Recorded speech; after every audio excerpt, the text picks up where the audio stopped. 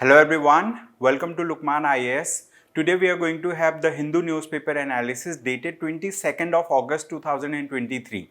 In today's newspaper discussion, we have covered multiple topics from various sections of the newspaper that include science and technology, Indian polity, Indian economy, international relations and other areas. So let us start the discussion of today's newspaper. So today we are going to cover these many articles, right? Name of the articles, their relevance and also page number is mentioned here, right? So in all we are going to cover about 15 articles quickly, right? So the first topic, this particular topic is related to science and technology. This is part of science and technology. It's important for the prelims exam and also for the mains exam under GS paper 3, okay? Under GS paper 3 of the mains exam. So as we all know that Indian Space Research Organization has launched the Chandrayaan-3 mission on 14th of July 2023. And this mission, the Chandrayaan-3, right, it has reached the moon, right? It has reached the moon and it is orbiting around moon. And as part of this particular mission, ISRO has sent a propulsion module, a lander module and a rover module. The propulsion module and lander module were together, but they have been separated. Now, the separated portion, which is the lander module, it has a rover module inside it, okay? So, the lander module is about to make a landing, right, on the surface of the moon. And ISRO has planned to make this landing on the southern portion of the moon, which is in the south pole of the moon, okay? So in the south pole of the moon, which is also considered to be the far side of the moon, okay? So ISRO is going to make a landing of the lander module of Chandrayaan-3 on the far side of the moon, in the southern side of the moon. So in the southern side of the moon, the landing will happen, right, on tomorrow, which is like, 23rd of August. So according to Earth, right, the timing would be in the evening. However, this timing would be early in the morning, on moon. Okay, it will be early in the morning on moon. So before the sunrise, the lander is going to make a landing on the surface of the moon. And after the lander makes a landing on the surface of the moon, right, so the life of the mission will be for around 14 Earth days, which will be equal to, let's say, one sidereal day, which is one moon day, okay? So like moon is about to receive sunlight, right, on the time when the lander module is going to make a landing on the surface of the moon. The rover module that's going to come out of it, this will have equipments like, on it. These equipments will be solar powered, in the sense like, it is going to receive sunlight and it is going to stay charged and it is going to conduct its in situ scientific experiments on the surface of the moon, right? So from the in situ scientific experiments, it's going to share data to us, right, to the Indian Space Research Organization. And since ISRO has launched this mission, ISRO has, let's say, documented, right, various parts of the mission. For example, it has captured various images, it has, recorded videos through the cameras that are installed on the lander and propulsion module, right?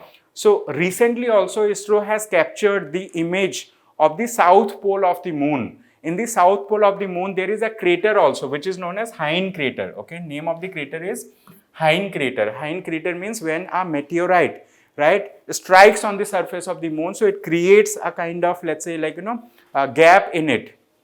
So it has captured the image and ISRO has, let's say, shared this image through the platform X, which was earlier known as Twitter, okay? So in this article, they have mentioned about name of the cameras. For example, one of the camera is Lander Hazard Detection and Avoidance Camera. So this camera has captured this image and ISRO has shared this image through the platform X, which is Twitter, right? And apart from this, earlier ISRO has released some videos, right? Videos of the mission, right? From the orbit of the moon to the capturing the picture of the moon. So ISRO has already launched this. Now we need to wait and watch tomorrow that how this program fares, right? So we are hopeful that this program will be a successful mission. And in this article, they have also mentioned about the Luna 25 mission of Russia, Russian space agency, which is known as Roscosmos. That space agency has launched Luna 25 that was also about to make a landing on the south pole of the moon. However, that mission has failed but like ISRO's mission so far is, let's say, successful, and we are waiting for tomorrow. Tomorrow will be a life-changing event, not only for ISRO but for India and the world at large, because like India will become the first country in the world to make a landing on the South Pole and the fourth country in the world to actually have sent a let's say like Chandrayaan mission, a mission to moon, right? So fourth country means like before India there was Soviet Union, then the United States of America and China have done so earlier. Now it is India's time to make a landing on the moon, right? So with this, let us move to the next topic. This is another topic. This topic is related to Supreme Court's notice, right? Supreme Court has recently noticed, right? Supreme Court has recently observed something related to CAuvery water dispute, right? So heading of this topic says Supreme Court to constitute a new bench to hear CAuvery water issue. So Supreme Court to form a new bench to hear CAuvery water issue. So these two are, let's say, connected articles. One of the part was in page 1, other was in page 10, right? So in this article, they have mentioned about CAuvery water dispute. So CAuvery river. So this, if I talk about CAuvery river, so this is a long river that flows in the South India, right? It flows from Karnataka through Tamil Nadu, okay? So this river has, let's say, its channel, right? Its branches, that flows across different states as part of, let's say, river water sharing mechanism, right? So there have been multiple disputes between these two states, the state of Karnataka and Telangana. And for that purpose, for the resolution of those interstate water disputes, there was a CAuvery river water tribunal was formed, okay, which is known as CAuvery Tribunal or CAuvery River Water Disputes Tribunal. So this tribunal has the authority to take decision related to how much water is to be shared from the river, right, of CAuvery, by Karnataka to Tamil Nadu. So recently that, CAuvery Water Dispute Rivers Tribunal has taken a decision in that regard, and there was a CAuvery Water Management Authority also. They have taken a decision that Karnataka should release this much amount of water to Tamil Nadu. However, Karnataka did not release that amount of water. So that's why this state of Tamil Nadu has approached the Supreme Court of India to seek a direction from the Supreme Court of India so that the Supreme Court of India can give a direction to the state of Karnataka so that Karnataka can release water to Tamil Nadu. Why it is necessary? Because many crops, right, some of the crops are drying up and they need water immediately. Related to this, the advocates who are representing the state government of Tamil Nadu, they have reached the Supreme Court of India and they have asked the Chief Justice of India to constitute a bench in this regard on an urgent basis. So the Chief Justice of India has assured that it is going to, he is going to form a bench to hear this particular issue. So this is what is mentioned in this article, right? So this forms a part of interstate water, let's say, disputes tribunal. So related to this, in the Constitution of India itself, there is a specific article that is mentioned, right? So you need to read that article. I think the article is 262 if I'm not wrong, right? So you can go through that article to learn about it more. Apart from this, this is another topic which says CGI asks government if it intends to dictate use of judicial review. Now we will understand about this thing. Recently what has happened, the central government has let's say framed a document which is known as a standard operating procedure, okay? So they have formed a document which is known as a standard operating procedure, and that document was meant for the judiciary, okay? That document was meant for the judiciary, and in that document the central government of India has mentioned that judiciary should exercise restraint, right? It should exercise restraint, it should be cautious before summoning government officials, right? So in the standard operating procedure, they have mentioned many things that the central government has noticed related to judiciary. However, judiciary is an independent organization, right? So judiciary has independent authority, they have independent power that of central government, and judiciary is, let's say, lawfully right in summoning the government officials whenever they require. However, in the standard operating procedure, they have mentioned that the judiciary should, refrain from asking government officials to appear before them, right? So that's why the Chief Justice of India has asked one of the person who was representing the central government that whether the government intends to dictate the use of judicial power. However, that particular person has responded that the government does not intend to restrict the judicial, let's say judicial review power of the courts. Government only wants that those high level officials who might be involved in so many works, they should not be, let's say, summoned by the courts like on a regular basis, right? They should not be summoned by the courts.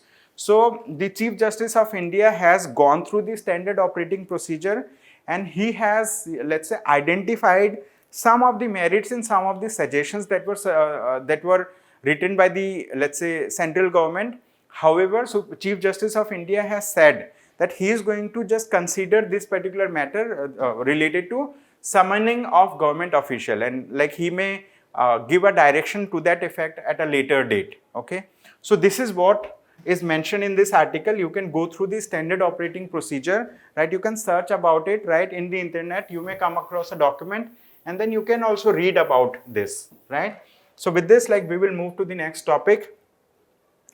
This topic is an editorial topic. It was there in the editorial section of the newspaper, which says the BRICS test for India's multipolarity rhetoric. Okay, so now we need to understand what is BRICS.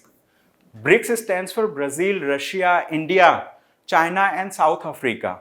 So BRICS is a regional group. Okay, it's a group. BRICS is a regional group of 5 countries. It has 5 countries as part of it, right? 5 countries. And these countries are, let's say, countries of the global south. So these countries represent the emerging nations of the world, the emerging and developing nations of the world. So these countries are going to have a meeting, right? They are going to have a meeting from 22nd to 24th August, right? 2023. So they are going to have a meeting in South Africa. Okay, they are going to have a meeting in South Africa in Johannesburg. So in that meeting, India is going to participate. Along with India, China is going to participate, Brazil is going to participate, and also South Africa is there, like in their venue it is happening. However, Russian president is going to participate virtually. Virtually means through online medium. Okay, so all these countries are going to participate, and South Africa has also invited the global south. It has invited all the African nations and many other developing nations to participate in the BRICS summit. Okay, it has invited many countries to participate in the BRICS summit, and BRICS is considered to be an emerging organization. Why? Because BRICS has had, let's say, many developmental works done. So they have created new development bank, right? They have created new development bank that lends not only to BRICS countries, among BRICS countries, but they also lend to other countries also. So in this article, they have mentioned about, let's say, what is the standing of BRICS in the world global stage, right? So the author has mentioned that BRICS being an, let's say, like emerging global grouping. So like many countries, about 40 countries in the world, right? About 40 countries have sought membership of BRICS. They want to be member of BRICS. They want to join BRICS. Out of these 40 countries, 19 countries have already, right, made official, let's say, applications to join BRICS. So during the BRICS summit, it is possible that they may add, right, include some of the countries. For example, one of the countries, Iran, then United Arab Emirates, then there is like Uruguay, I think, right? So few countries, 4 countries are it is very much likely that 4 countries may be given membership of the BRICS. However, in this article, the author has talked about that BRICS, among the BRICS countries itself, there is no, so much consensus about, let's say, having some kind of regional or their own developmental aspects. And at the same time, India is a member of BRICS, India is a member of G7, India is a member of G20, right? India is a member of G20. India is a member of, let's say, BRICS. India is a member of SCO, Shanghai Cooperation Organization. So in this article, the author has said that in a world which is going towards multipolarity means, like, long back the world was bipolar. On one side there was United States of America, on the other side there was European Union. But European Union has disintegrated in 1991, and after then Russia emerged as the largest country out of that disintegration. And there have been many other countries also that emerged out of it, right? So after 1991 disintegration, still Russia was considered to be the other superpower apart from the United States of America. So there are rivalries between Russia and let's say USA. But since the world is progressing, since the world is moving ahead, many countries have emerged as global powers. For example, China has emerged as one of the global power. India has emerged as a global power. Then, like many countries in the European Union, they have also emerged. Then, like, there are many other countries in the world, they have emerged, they have, let's say, established their unique and own position in the geopolitics, right? In the global geopolitics. So in this article, the author has talked about, like, what will be the role of India. On one side, India represents the global south. Global south means those countries that represents developing nations, that represents aspiring nations who are on the path of development. And on the other side, there are developed countries, for example, United States of America, European Union, and many other countries like Japan and all. So they are developed countries.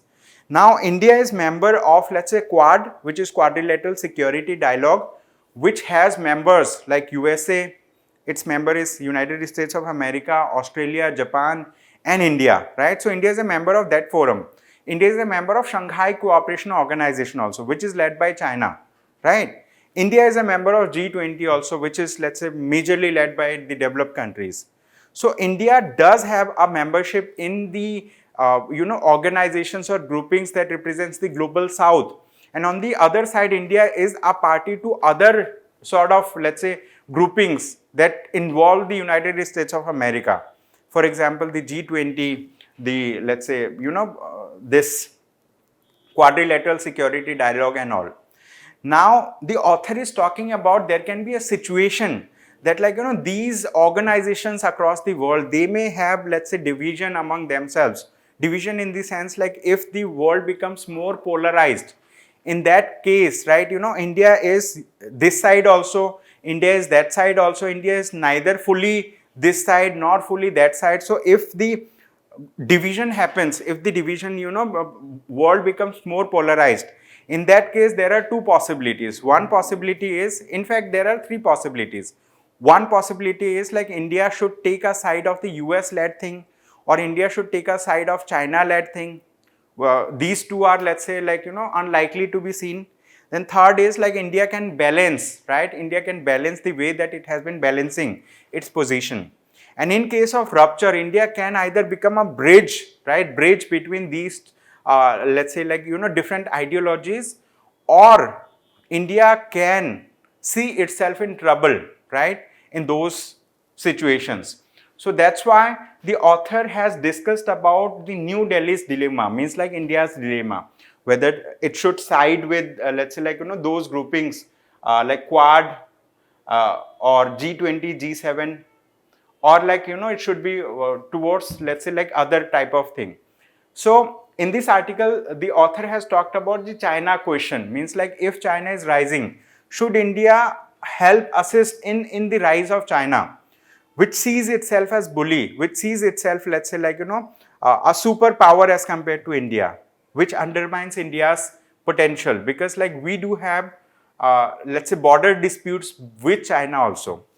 So in this article, they have discussed lot more. So that's why the author says that India must therefore keep its eyes firmly fixed on its goal, promote a more representative and equitable global governance on the one hand, and ensure that such an order does not end up undercutting its own national interest. Okay, so we need to promote a equitable representation, right? We need to promote a multipolar world.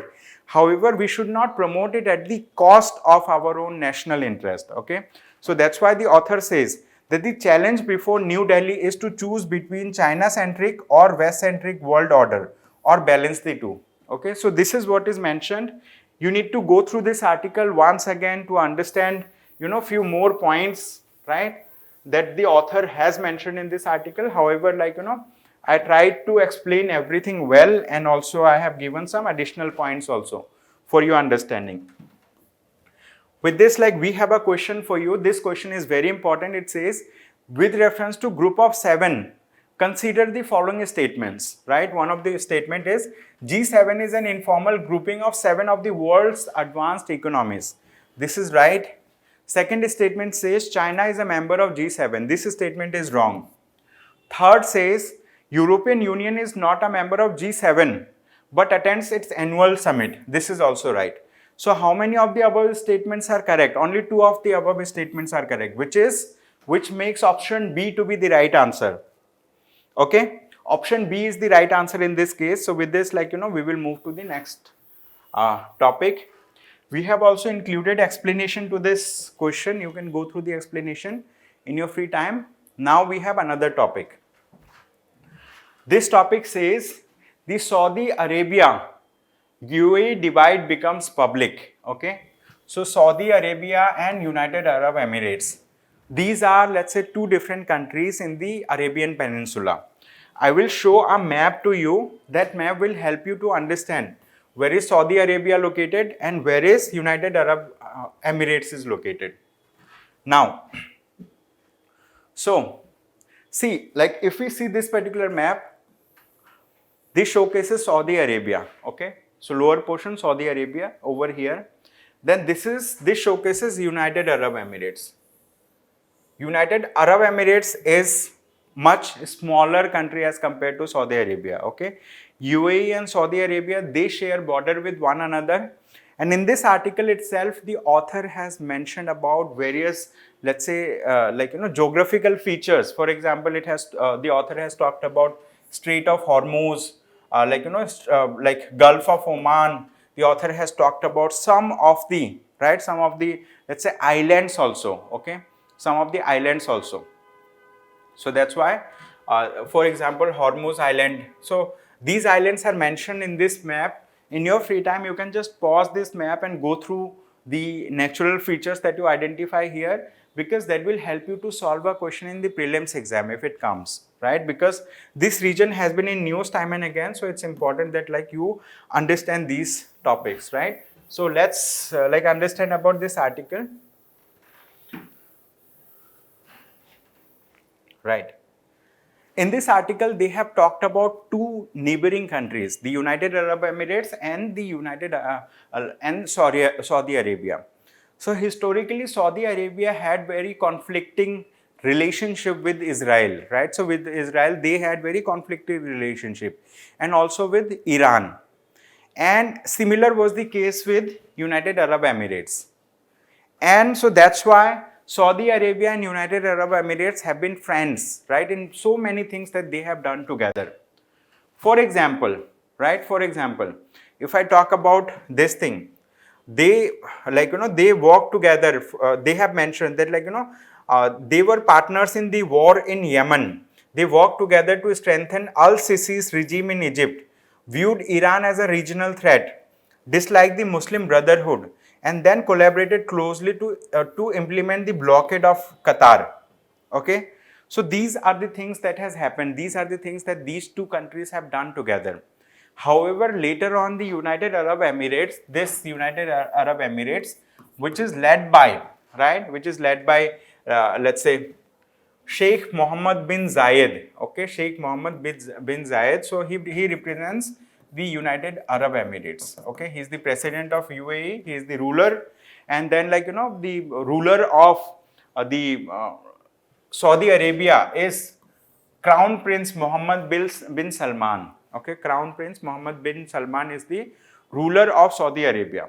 So these 2 people have seen divides, let's say, among themselves, and recently, Mohammed bin Salman, who is also known as MBS, the Crown Prince of Saudi Arabia, he has talked in news reports. He has talked that that UAE has stepped us in the back, means like, UAE has stabbed us in the back, and they will see what I can do. Okay, so like, he has talked about, let's say, like his like he is agonized, he is angry with UAE for the acts that UAE has done. Okay, so in this article the author has mentioned many things that the United Arab Emirates has done that has ached, or that has, let's say, like, caused tension to the Saudi Arabian prince. Okay, so in this article the author has mentioned these things.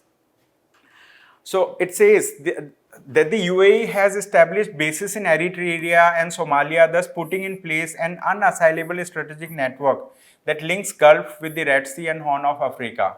And like, UAE has done many things. UAE has abruptly withdrawn its troops from Yemen, like where the war was, let's say, fought together by Saudi Arabia and UAE. However, UAE has left unilaterally. Saudi Arabia was there, and it has stayed there for 8 years. So like, there were huge amount of, let's say, like, resources utilized of Saudi Arabia in the war in Yemen.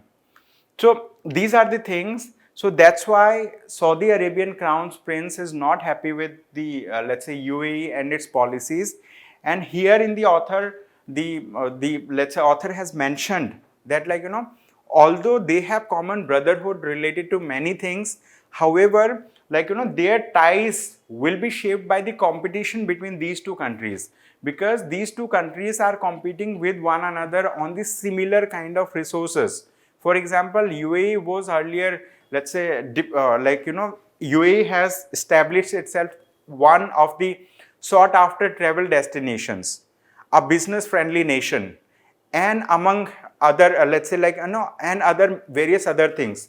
However, Saudi Arabia is also aspiring to establish itself as one of the, let's say, like, business friendly nations across the world. Saudi Arabia already has a travel friendly regime, and also Saudi Arabia is one of the leading country in the Gulf Cooperation Council. Initially, Gulf Cooperation Council had taken a decision related to stopping the oil production, right? However, the United Arab Emirates did not abide by the decision of the Gulf Cooperation Council. That time, the United Arab Emirates, instead of stopping the, let's say, like, production of oil, it has started producing more oil. So that has also ached, or that has also, let's say, caused tension to Mohammed bin Salman. So now in this article, the author has said that the competition rather than cooperation is likely to define the ties between the two neighbors in political, economic, and logistical areas. Okay, so there will be competition in the future between these two countries. Okay, there will be competition. So this is what is mentioned in this article. You can go through it, right? So with this, like, we will move to the next topic quickly. Now, this is another article that we are going to discuss. It says, Decoding the President's Speech. Now, why this article is important? Because the author here is a retired Indian Foreign Service officer. And he has said that, like, the President of India, Ms. Draupadi Murmu, right? She is the first citizen of India also, and she has made a speech on the eve of independence. Before independence, she made a speech, right? And in that speech, she has, let's say, used certain words that the author feels that it is very important to understand these words. And also it is important to understand like which words she did not include, right, in her speech. So the author says that the President of India has talked about that our constitution is our guiding document. Okay, the President of India said our constitution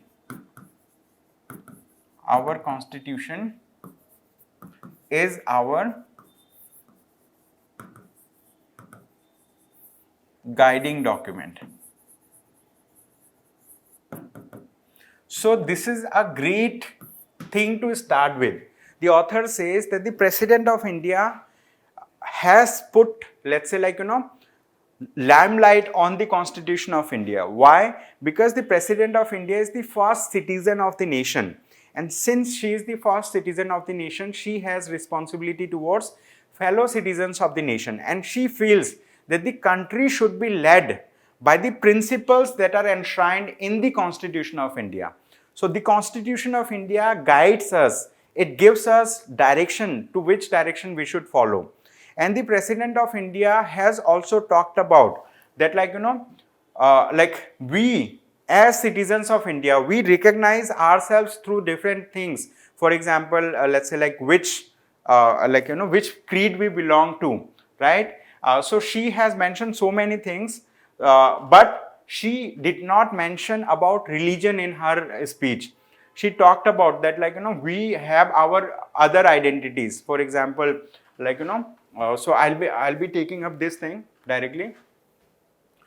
So she said that, like, many of the people in India recognize themselves through their different identities, but the first identity that we should recognize ourselves with is the citizenship of India.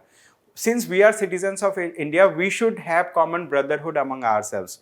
We should not divide, let's say, like, others by giving them other kind of, let's say, like, identities. So the author, so the President of India has referred to our colonial past also, that like India has come out of the colonial past, and during the colonial period when Britishers were ruling, India was taken back to thousands of years. Why? Because like they have looted our resources. But since we got independence, now we have the responsibility to make India great, right? To work towards, taking India to a greater height. So this is what is mentioned by the author. However, like if I talk about, so the author has also talked about that, like, some of the functionaries, for example, the Prime Minister of India, he does not see our history to be like only 200 years. He also, like, whenever he refers to subjugation, whenever he refers that we have been ruled like by other, let's say, countries, he takes us to 2000 years, and he says that like we have been ruled by let's say like different like different rulers. So in this article, the author has talked about that the words that the President of India has used, this actually guides, this shapes the direction in which the people talk about, okay, in which the country should be moving forward. So the President of India does not see, rightly she mentioned, like we have not been under subjugation for thousands of years. We have been under subjugation during colonial period of time, and that's what should be considered as history, okay. So you need to go through this article in your free time to understand about what the author actually wants to intend, right, what he intends to say. Author intends to say that, like, we should be guided by the principles that are enshrined in the Constitution of India.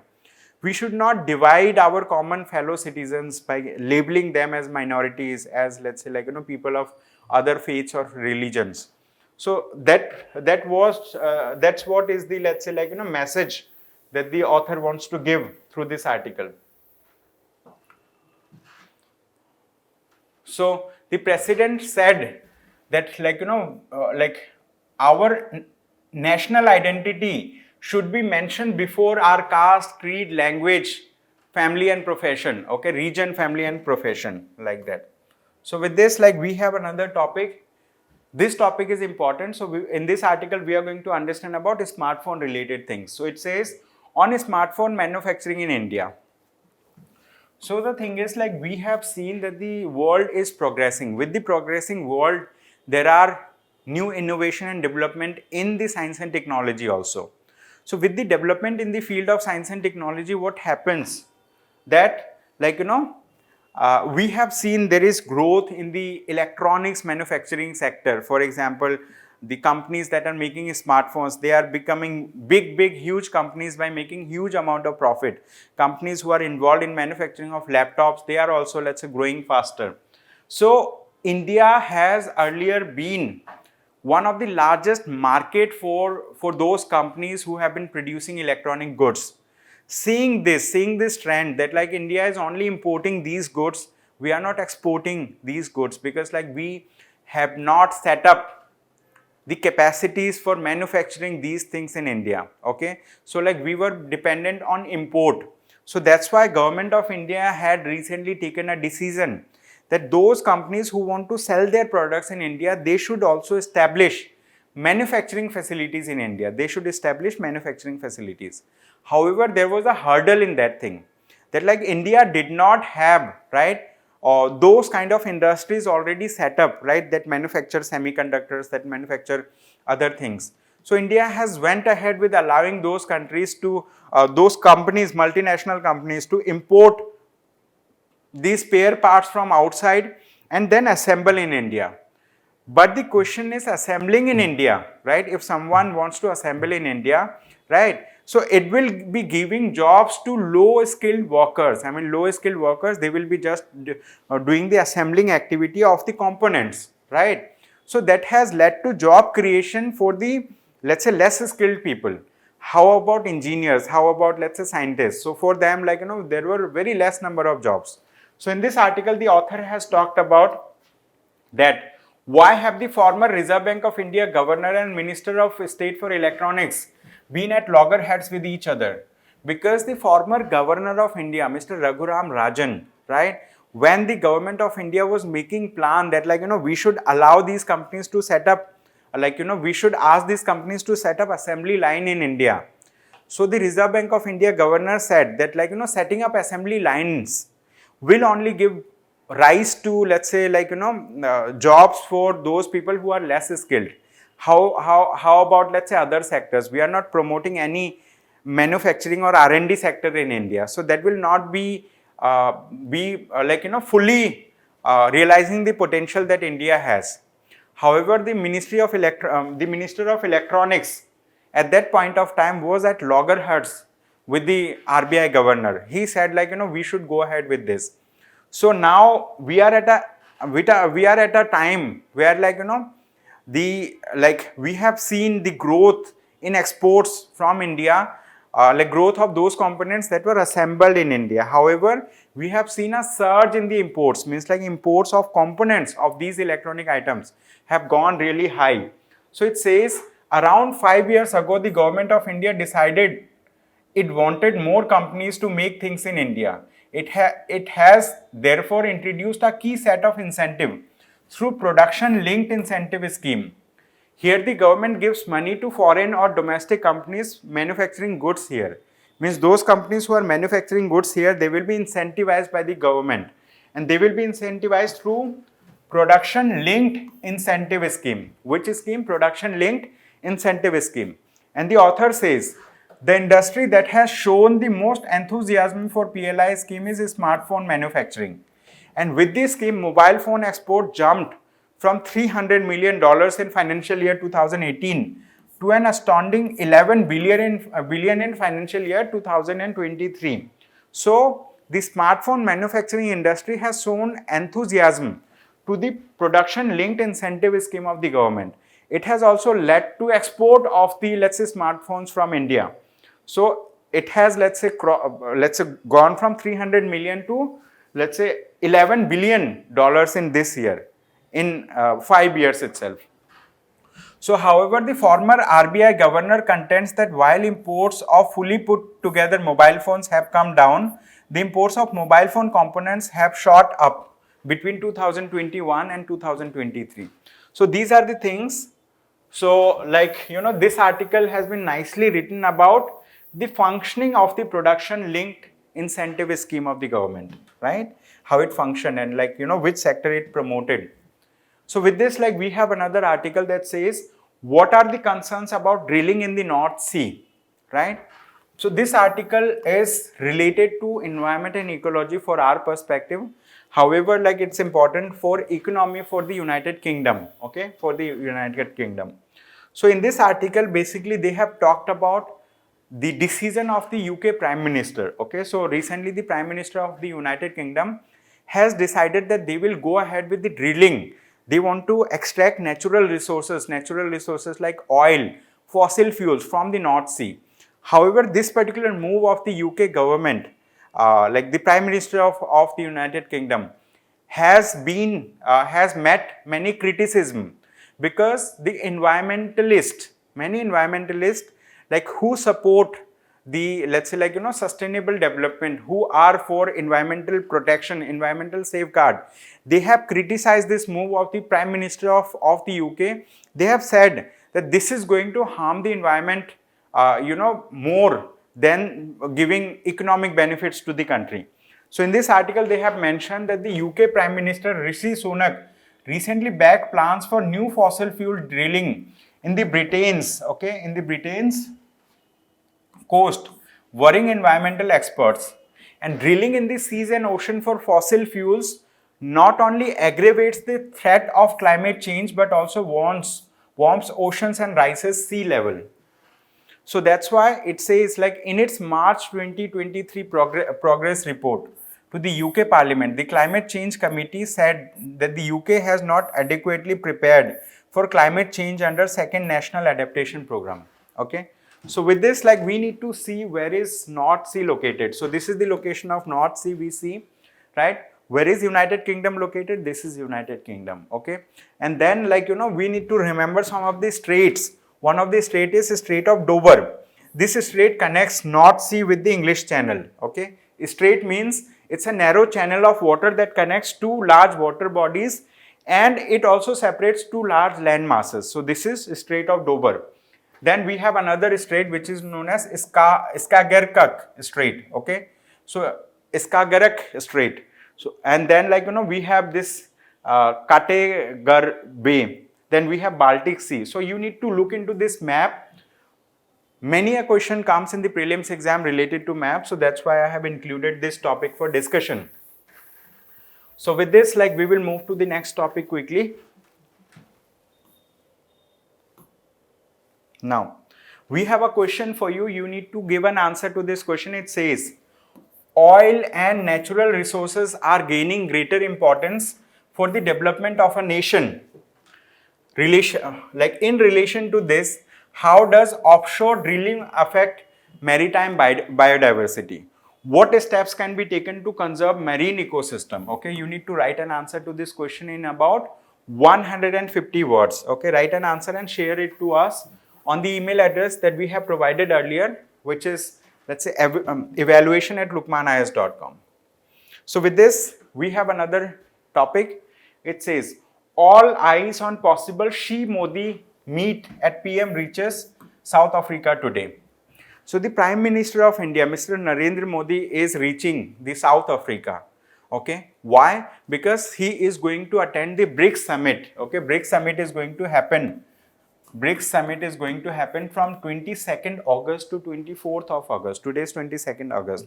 So Prime Minister of India has reached there, and it is expected that the Prime Minister of India is going to have a meeting, right? Meeting with the Premier of China, Xi Jinping. And in that meeting, he is expected to discuss about some of the contentious issues between India and China. For example, like, we do have some kind of border tensions with China.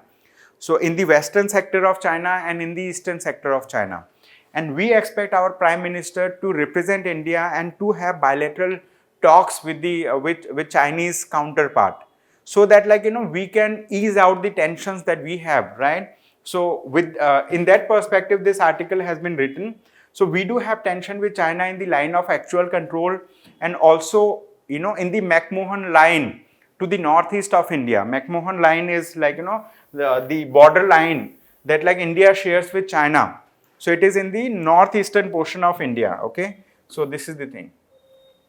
Now we have another topic. This topic says, ICSSR to develop Indianized research methodology tools.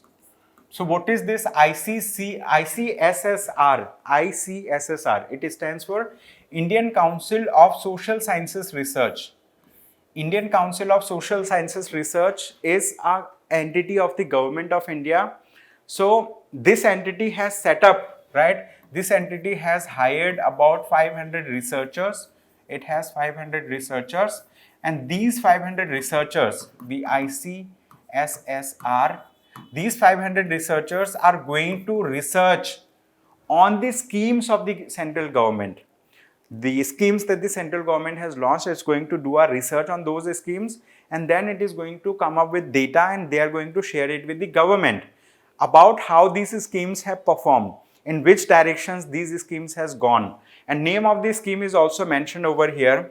These schemes are Pradhan Mantri Ujjwala Yojana, Pradhan Mantri Awas Yojana, Deen Dayal Antyodaya Yojana, प्रधानमंत्री कृषि सिंचाई योजना, प्रधानमंत्री फसल बीमा योजना, प्रधानमंत्री कृषि सम्मान निधि, year of millet 2023, Ayushman Bharat, जन औषधि योजना, स्वच्छ भारत अभियान, मेक इन इंडिया, पीएम गति शक्ति, new education policy 2020, black money undisclosed foreign income and assets and Imposition of Tax Act, and the Benami Transactions Prohibition Amendment Act 2016, among others. So this particular organization is going to do research on the government schemes, and it is going to give data to the central government how these schemes are going to perform.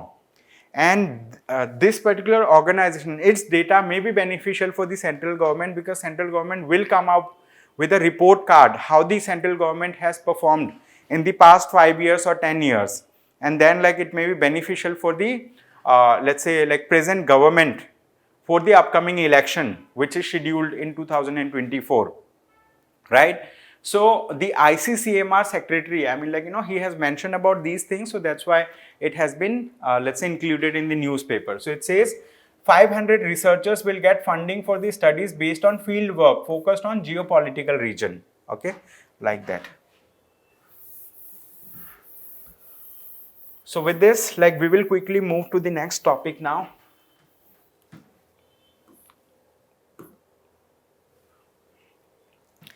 Now this topic is related to understanding controlled human infection trials, okay. So we will understand this thing. To understand this topic, we need to understand what do we mean by controlled human infection trial. Controlled human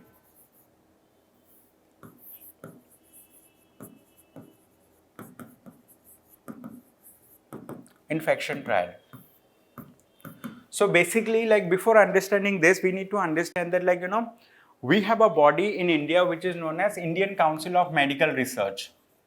This particular body has come up with a policy document, okay, it has come up with a policy document, and in that policy document they have talked about that, like, in India we are going to conduct controlled human infection trial. Controlled human infection trial is a kind of scientific method in which, like, we try to understand that how different pathogens, how different foreign agents can affect a human body. For that, like, what we do, like, a healthy human being is subjected to some kind of infectious agent. Let's say, like, you know, we are injecting some kind of virus into a human body, some kind of pathogens into the human body, and then we do study that how it is affecting the human body, how it is affecting the person, like, you know, whether the person is able to develop capacity to fight against that thing, whether our antibody is able to respond to it properly or not. So that kind of study is known as controlled human infection trial, okay. However, this controlled human infection trial directly affects a human being, so there is a potential that it may cause long term damage to the human health, to the human body, to those people, like, who voluntarily take participation in the controlled human infection trial.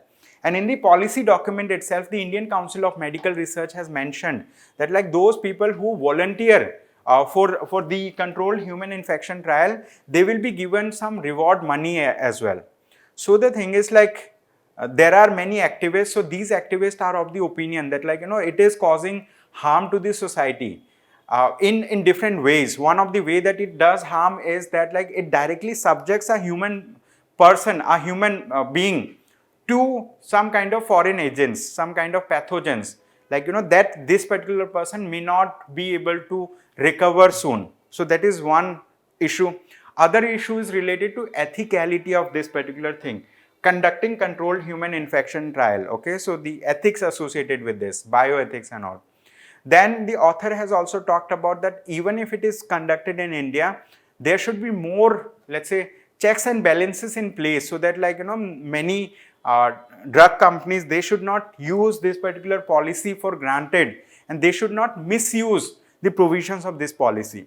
So that's why in this article they have mentioned that activists seek dialogue on controlled human infection trial policy. So activists want that there should be proper discussion on this particular policy, okay, there should be proper discussion. So that's why this article came, okay. So the activists say that this policy has vague terms in it, and it allows loopholes and leeway for legal and ethical violations. Okay, so that's why they want a discussion on this. Now this is another topic. This topic says as many as 189 tribal colonies in Kerala still lack internet access. As many as 189 tribal colonies in Kerala still lack internet access. Now this is a very good topic, because like Kerala was declared, Kerala was the first state in the country to declare right to internet a basic right. Okay, so the Kerala is a state in India, right? So this state has declared that, like, here, like, in this state, like, the right to internet will be considered as a basic right. And for that, like, Kerala has many projects also to implement this particular thing. So Kerala has one of the project which is known as Kerala Fiber Optic Network. Through this fiber optic network, they provide, let's say, internet access to remote areas as well. And also, like, this particular program, which is known as right to internet, was made a basic right that has been, let's say, introduced by Left Democratic Front in Kerala, and they have they aim at providing free internet access to 20 lakh below poverty line families in the state, and providing internet connection at a nominal rate to the public. Okay, so this was launched in the year of 2019. However, in this article, they have mentioned that, like, there are 189 tribal colonies in Kerala that still lack internet access. Okay, so this is the thing. However, like, when it is asked, to the concerned authority, so they have said that, like, we have asked permission from the forest department. We have asked, clearance from the forest department to establish, let's say, like, cable networks, to establish towers, so that we can provide internet connection to them. So they are waiting for the response from the forest department clearance, and once they receive the clearance from the forest department, then they are going to, let's say, like, they are going to implement the internet connectivity in those tribal colonies also. So this is all in this article. So with this, let's move to the next topic quickly to understand about that as well. Now this is another topic. This topic is important. It says India ASEAN agree to review Goods Trade Pact by 2025 to fix asymmetry. Okay. So ASEAN stands for Association of Southeast Asian Nations. Okay. So ASEAN has 10 member countries. Okay, it has 10 member countries. India formally did not join ASEAN as a member country, citing many reasons earlier. However, India has, let's say, agreed on various things related to ASEAN. So we have signed bilateral agreement with ASEAN, right? India-ASEAN bilateral agreement is there. And India has earlier decided that they are going to, let's say, review the goods trade, right, that is happening between India and ASEAN after 5 years of time. So this is mentioned in this article that, like, a joint committee of the ASEAN-India Trade Goods Agreement, which is in short known as AITIGA, like ASEAN-India Trade in Goods Agreement, which was signed in 2009, deliberated on the roadmap for review of the pact and finalized the terms of reference for fresh negotiations ahead of ASEAN-India Economic Ministers meeting. Okay. So now they have decided that, like, they are going to conduct, okay, the review of the AITIGA was a long-standing demand of Indian businesses. So now they are going to do a review how this particular pact is working between them, between ASEAN and India. And many Indian businesses, they have, let's say, asked for a review of this particular agreement between the, let's say, India and ASEAN grouping. So it may happen very soon. So that's why they have mentioned this in this article. Now this is another topic. It says Ecuadorians reject oil drilling in the Amazon in historic decision. So what is Ecuador? Ecuador is a country in South America. Okay. So South America is a continent, right? A small continent in the, let's say, it's American continent. It's South America, right? So all the countries in South America are, let's say, developing countries. They represent the global South, the way that India represents global South, right? So this Ecuador, I mean, like, they has, let's say, like, area in the Amazon rainforest also. And Amazon rainforest is considered to be the lung of the world. Okay, it is considered to be the lung of the earth, because like here we have the highest amount of biodiversity, we have highest amount of tree species, we have highest amount of faunal species also, animal species. So everybody in the world wants to protect that particular region. However, there are many people with vested interest, like who want to do some economic exploration, economic activities there. Recently, a referendum was conducted. Referendum means a voting by the people of the country, right? So people of the country has voted that they do not want to, let's say, allow oil drilling in Amazon. So earlier, the president of Amazon, or the, let's say, like, the ruling party of Amazon, they have moved a bill, and through that bill they wanted to pass a law that would allow the country to do drilling activities in Amazon. However, the referendum that was conducted, in the referendum they have decided that we do not want to do, we reject the oil drilling in the Amazon. Okay, so that's what is mentioned in this thing. And related to this, in this article they have mentioned one important thing, which is, let's say, Yasuni National Park. Okay, so this Yasuni National Park, like in the region where they wanted to they want to conduct the oil exploration, this includes a national park which is known as Yasuni National Park, and this is considered to be one of the world's most biodiverse region. This area is inhabited by two, let's say, like, two isolated tribal groups also. They are known as Tagairi and this Taromeni. Okay, so Yasuni National Park, which is home to the Tagairi and this Taromeni indigenous groups. So these, like, these tribal groups may be in prelims exam. So remember their names, Tagairi and Taromeni. Okay, they are indigenous groups. So they are situated in Yasuni National Park, and this Yasuni National Park, right, was given, right, this particular is designated as the world's biosphere reserve. Okay, designated as a world biosphere reserve by the United Nations Educational, Scientific and Cultural Organization. UNESCO has, let's say, recognized this Yasuni National Park as a world biosphere reserve. So we are going to see the image also of Yasuni National Park. So see this image over here, right? So this is, let's say, Ecuador. This is Ecuador, the country that we were talking about. This is Yasuni National Park over here, the map that you see, Yasuni National Park. And this is where they wanted to do oil drilling. Okay, it's so here we have the Amazon rainforest also, and they wanted to, the people who have signed the referendum, so they want to protect this particular region. Okay.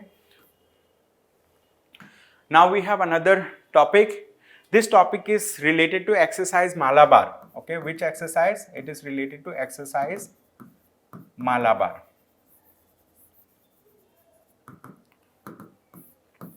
So what is exercise Malabar? It's a joint naval exercise between 4 countries. One of the countries, India, then we have Australia, right? India, Australia, then we have, let's say, Japan, and 4th country is United States of America, USA. So these 4 countries have participated in exercise Malabar. That exercise Malabar has recently concluded, right? It has recently concluded. So they have mentioned that in this particular naval exercise, Royal Australian Air Force, it has participated, then Indian Navy has participated, Royal Australian Navy has participated, Japan Maritime Self-Defense Force and the US Navy, all of them have participated in this exercise.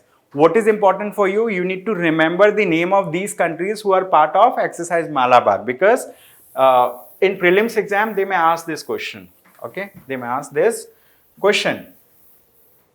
So with this, like, we will move to the question. So this is a question that you need to solve. It says, recently the 27th edition of exercise Malabar concluded on the east coast of Australia, off Sydney. Which of the following indigenously built destroyer was not represented in the Indian Navy? So which of them was not represented?